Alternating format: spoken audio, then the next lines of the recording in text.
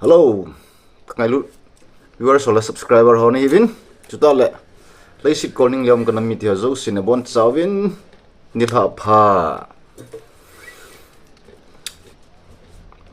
tuần này nít hấp ha bắt hiền, đâm na phát phải pin nào thì thôi nín, vợ chạy là khát na sau hitin.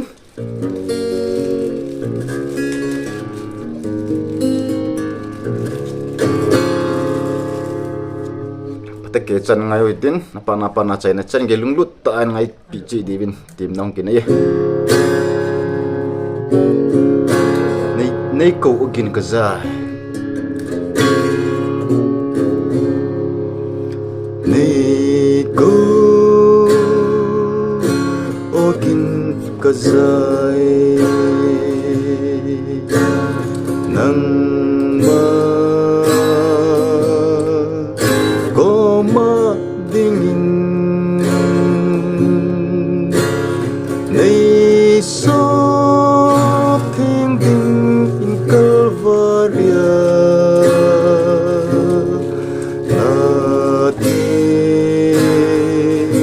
sân lông la chun ba cái ca hùng nghe đun nâng cốp dồn thì sân chun này số thế nhưng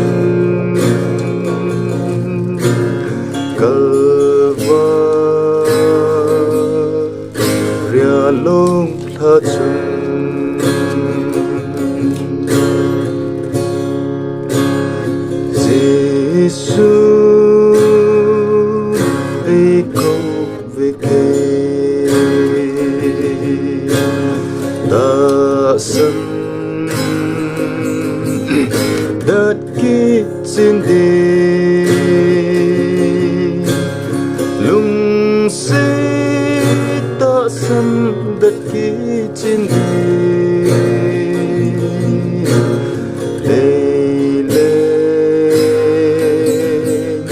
vần chung ngã đê ba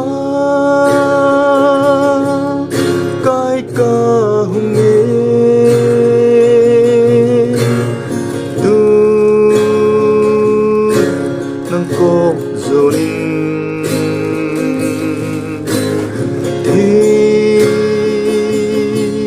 sân chân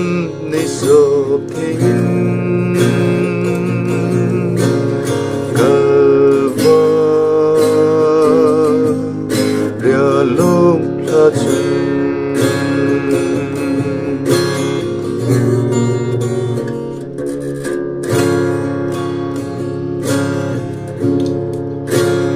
trốn xí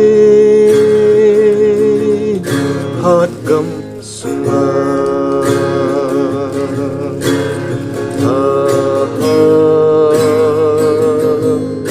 nei bên Giêsu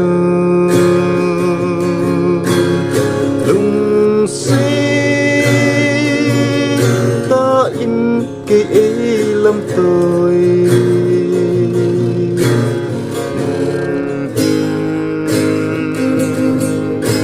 na ai vô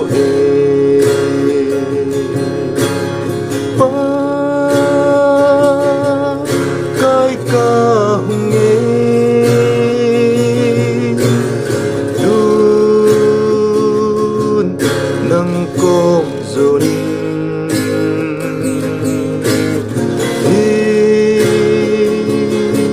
sân chân này sộp hình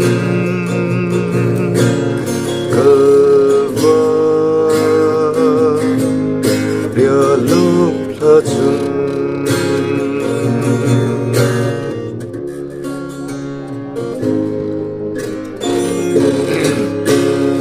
Amen, amen.